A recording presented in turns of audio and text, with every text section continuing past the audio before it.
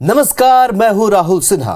छत्तीसगढ़ के दिन भर का अपडेट लेकर हम हाजिर हैं, जहां खबरें रफ्तार से और विस्तार से होंगी। तो चलिए अब शुरू करते हैं आपका पसंदीदा बुलेटिन। अब छत्तीसगढ़ की बारी।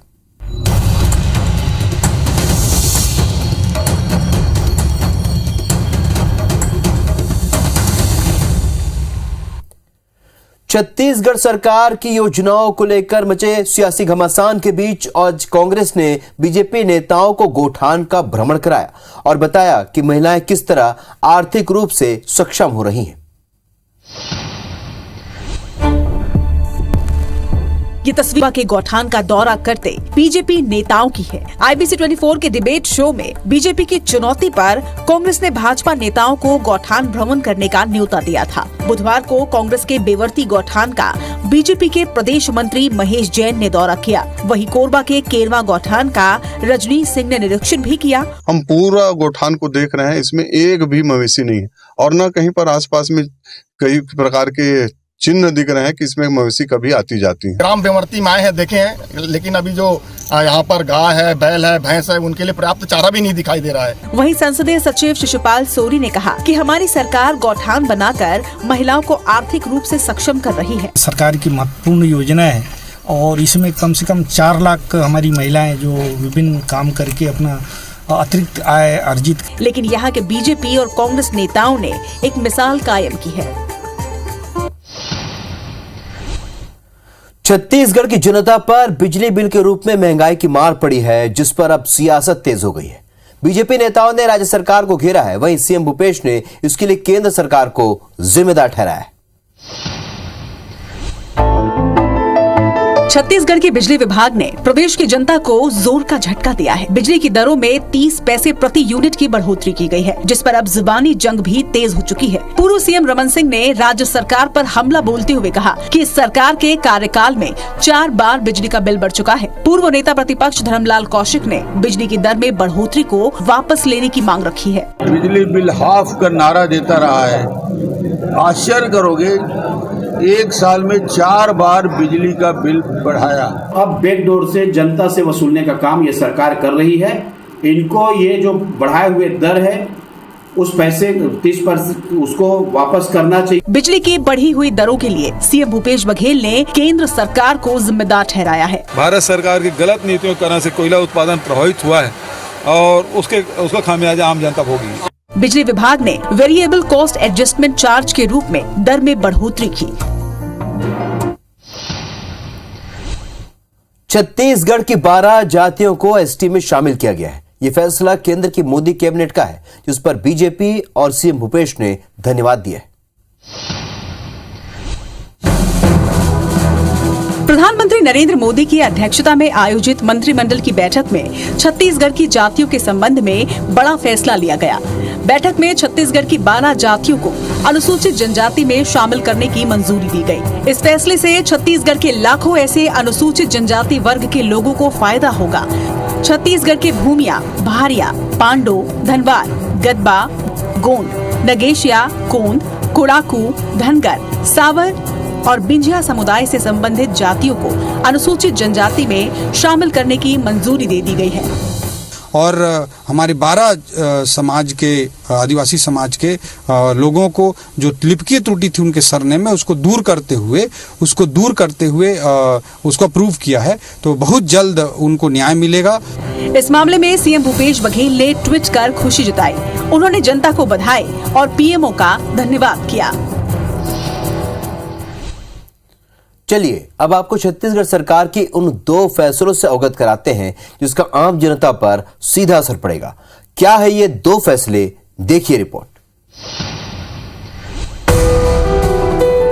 छत्तीसगढ़ में अब समर्थन मूल्य पर अरहर, मूंग और उड़द की भी खरीदी होगी। साथ ही रागी, कोदो, कुटकी की भी MSP पर खरीदी की जाएगी। खाद्य मंत्री अमरजीत भगत ने इसे छत्तीसगढ़ सरकार का बड़ा कदम बताया है। साथ ही कहा कि इससे किसानों को फायदा होगा। धान के साथ दलहन और तिलहन इसका भी खरीदी किया जाएगा, तो उस दायरे में उड़द और बाकी जो फसल है उसको भी ला रहे हैं। वहीं छत्तीसगढ़ सरकार इस बार डिजिटल बजट पेश करने की तैयारी कर रही है, जिसके लिए सभी विभागों से ऑनलाइन प्रस्ताव भी मंगाए जा रहे हैं। बजट पेश होने से पहले सभी विधायकों और मंत्रियों को प्रशिक्षण भी दिया जाएगा। डिजिटलाइजेशन में हम लोग काफी आगे बढ़ गए हैं और अगर विधानसभा और सरकार अपने सभी कामों को अगर उस दायरे में ला रही है तो एक अच्छा पहल है। और समर्थन मूल्य में खरीदी का दायरा बढ़ने से जहां किसानों को फायदा होगा, वहीं डिजिटल बजट डिजिटलाइजेशन की दिशा में बड़ा कदम होगा।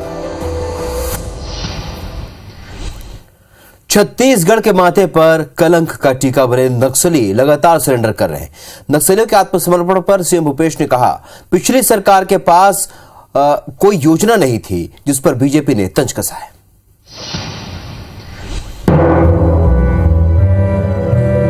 छत्तीसगढ़ के लिए नासूर बने नक्सली लगातार सरेंडर कर रहे हैं। नक्सलियों के बड़े लीडर से लेकर जन मिलिशिया सदस्य तक सुरक्षा बलों के सामने हथियार डाल रहे हैं। सरेंडर करते नक्सलियों पर सीएम भूपेश बघेल ने कहा कि पिछली सरकार के पास कोई नीति नहीं थी, वो गोली का जवाब गोली से देते थे। कांग्रेस सरकार ने समस्या को समझा है। नक्सली गतिविधि गांव-गांव में कम हुआ। शिक्षा के, रोजगार के और स्वास्थ्य के निरंतर हमने प्रयास किया। इस कारण से नक्सली बैकफुट में है, तो उनके पास कोई रास्ता बचा नहीं। सीएम के बयान पर पलटवार करते हुए बीजेपी ने कहा है कि राज्य सरकार केवल झूठी वाहवाही और अपनी पीठ थपथपाने में लगी हुई है। लेकिन जो आंकड़ा दिखा रहा है उससे स्पष्ट है कि नक्सलियों के खिलाफ ये सरकार घुटना टेक दी है। आम सिविलियन के मन में दहशत गर्मी है। बस्तर में नक्सलियों से सरेंडर कराने के लिए लोन वराटू समेत कई अभियान चलाए जा रहे हैं, जिसका परिणाम अब सबके सामने है। छत्तीसगढ़ बीजेपी ने धरना प्रदर्शन, आंदोलन के साथ साथ सेवा कार्य को लेकर भी जनता के बीच जाने का प्रोग्राम तैयार किया है।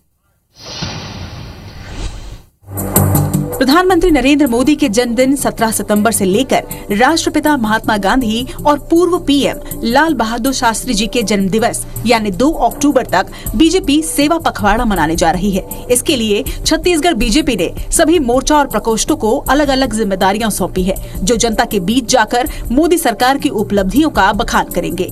साथ ही पौधारोपण, स्वच्छता अभियान, ब्लड डोनेशन जैसे कार्यक्रम भी चलाए जाएंगे। इस कार्यक्रमों की श्रृंखला में वृक्षारोपण है, पौधारोपण है, ब्लड डोनेशन के कार्यक्रम है, रक्तदान शिविर होंगे। बीजेपी के सेवा पखवाड़ा को कैबिनेट मंत्री रविंद्र चौबे ने आडंबर करार दिया है। किसी के लिए नहीं ये कार्यक्रम तो केवल आडंबरबाजी जैसे कार्यक्रम है। और जो सबसे बड़ा वर्ग है 50% आबादी महिला की और 85% आबादी किसानों की। लगातार आंदोलन कर राज्य सरकार के खिलाफ मोर्चा खोलने वाली बीजेपी अब सेवा कर जनता का दिल जीतना चाहती है। छत्तीसगढ़ के दौरे पर पहुंची राष्ट्रीय महिला आयोग के अध्यक्ष ने पुलिस पर सहयोग नहीं करने का आरोप लगाया है, जिस पर राज्य महिला आयोग के अध्यक्ष ने पलटवार किया है। राष्ट्रीय महिला आयोग की अध्यक्ष रेखा शर्मा इन दिनों छत्तीसगढ़ के दौरे पर हैं। रायपुर में मीडिया से चर्चा करते हुए उन्होंने पुलिस पर कई गंभीर आरोप लगाए। उन्होंने आरोप लगाते हुए कहा कि 146 केस पेंडिंग है, मगर पुलिस जवाब नहीं दे रही। ड्रग्स और शराब से बढ़ते महिला अपराध को लेकर भी उन्होंने हमला बोला। मैं यहाँ पर कुछ केसेस जो पेंडिंग थे और स्टेट पुलिस उनका जवाब नहीं दे रही थी, हमारे बार बार रिमाइंडर भेजने के बावजूद। रेखा शर्मा के आरोप पर छत्तीसगढ़ महिला आयोग की अध्यक्ष किरणमयी नायक ने पलटवार किया है। साथ ही कहा कि पुलिस पूरा सहयोग कर रही है। हम छत्तीसगढ़ राज्य महिला आयोग के लिए तो पुलिस इतनी हेल्पफुल है कि हमारी सारी नोटिसेस पुलिस विभाग के द्वारा ही सर्कुलेट होती है। केंद्र और राज्य महिला आयोग की ये जुबानी जंग कब थमती है, ये देखने वाली बात होगी। भेंट मुलाकात कार्यक्रम के तहत सीएम भूपेश बघेल धर्मजयगढ़ पहुंचे। ग्रामीणों से रूबरू होकर मुख्यमंत्री ने कई सौगातें दी और बीजेपी पर भी हमला बोला। छत्तीसगढ़ के सीएम भूपेश बघेल भेंट मुलाकात कार्यक्रम के दूसरे चरण के तीसरे दिन धर्मजयगढ़ विधानसभा क्षेत्र के दौरे पर रहे। इस दौरान सीएम ने धर्मजयगढ़ के वृंदावन गांव में पूर्व मंत्री चनेश राम राठिया की प्रतिमा का अनावरण किया। मंदिर में पूजा अर्चना के बाद ग्रामीणों से सीधे रूबरू हुए। खराब सड़कों की शिकायत पर सीएम ने पीडब्ल्यूडी सेक्रेटरी को मंच पर बुलाया और ग्रामीणों को जानकारी देने के निर्देश दिए। राठिया जी के साथ मध्य प्रदेश में भी विधायक था, छत्तीसगढ़ में भी साथ में हम लोग मंत्री थे, तो उनके साथ काम करने का लंबा अनुभव आज उनके चिरंजीव 2 बार से इस क्षेत्र का प्रतिनिधित्व कर रहे हैं, उसके रास्ते पे चल रहे हैं। भेंट मुलाकात कार्यक्रम के बाद सीएम ने डीलिस्टिंग समेत कई मुद्दों पर हमला बोला। भाजपा यदि डीलिस्टिंग की बात करती तो नॉर्थ ईस्ट में उसके जितने भी मुख्यमंत्री हैं इस प्रकार से, उसके बारे में उसको कुछ निर्णय लेना चाहिए। और चूंकि भाजपा यहाँ लोगों को भड़काने का काम कर रही है। भेंट मुलाकात के दौरान सीएम ने सब स्टेशन, पुल निर्माण और कापू उप तहसील को पूर्ण तहसील का दर्जा दिलाने की भी घोषणा की। ट्रेनों में ठगी का नया पैटर्न देखने को मिला है, जिसमें फर्जी आर्मी बनकर लोगों को अपना निशाना बनाया गया। देखिए कैसे, ये रिपोर्ट। पुलिस गिरफ्त में खड़ा यह शख्स ऐसा शातिर ठग है जिसने दुर्ग रेलवे स्टेशन के डिप्टी टीटी के ही पैसे हड़प लिए। आरोपी ने आर्मी कैंटीन से सस्ते में एलसीडी दिलाने के नाम पर 31,000 रुपए ठग लिए। वही शिकायत के आधार पर पुलिस ने लोकेशन ट्रेस कर आरोपी को गिरफ्तार कर लिया। दुर्ग जीआरपी थाना प्रभारी के मुताबिक ट्रेन में आरोपी की मुलाकात टीटी के साथ हुई थी।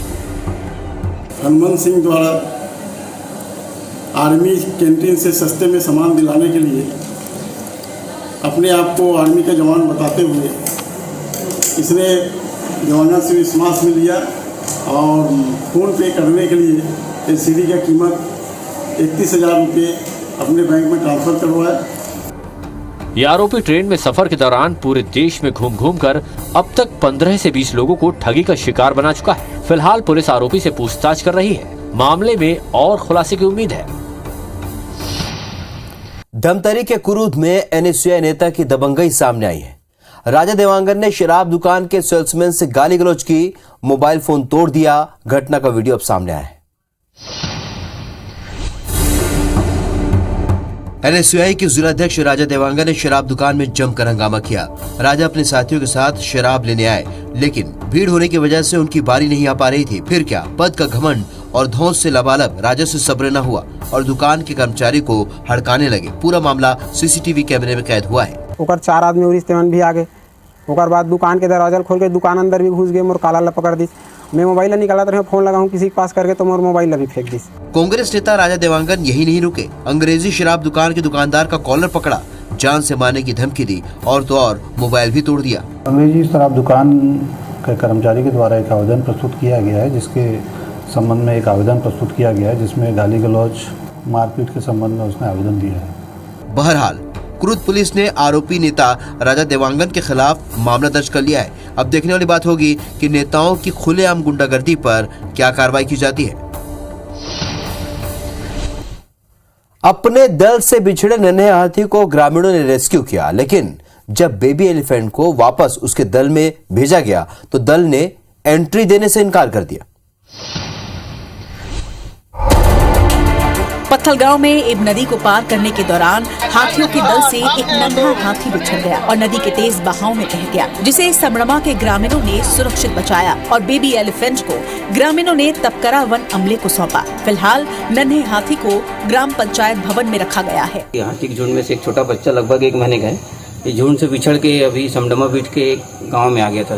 वन अमले ने जब बिछड़े नन्हे हाथी को हाथियों के दल से मिलवाने की कोशिश की तो ये कोशिश नाकाम रही। दल ने बेबी एलिफेंट को स्वीकार नहीं किया, जिसके बाद हाथी का बच्चा वापस समड़मा गांव लौट आया। 6 महीने से कंटिन्यू है, फिर भी उनके प्रति आक्रोशित न होकर एक संवेदना दिखाई है, एक भावनात्मक रूप से जुड़े हैं और पूरे गाँव वाले भी चाहते हैं कि जैसा शीघ्र हाथी अपने झुंड से मिले। हाथी एक सोशल एनिमल है जो कि दल में रहता है। अब वन विभाग नन्हे हाथी को फिर से हाथियों के दल में शामिल करने की कवायद में जुटा है। मदद के लिए वन्य प्राणी विशेषज्ञों की टीम को भी बुलाया गया है।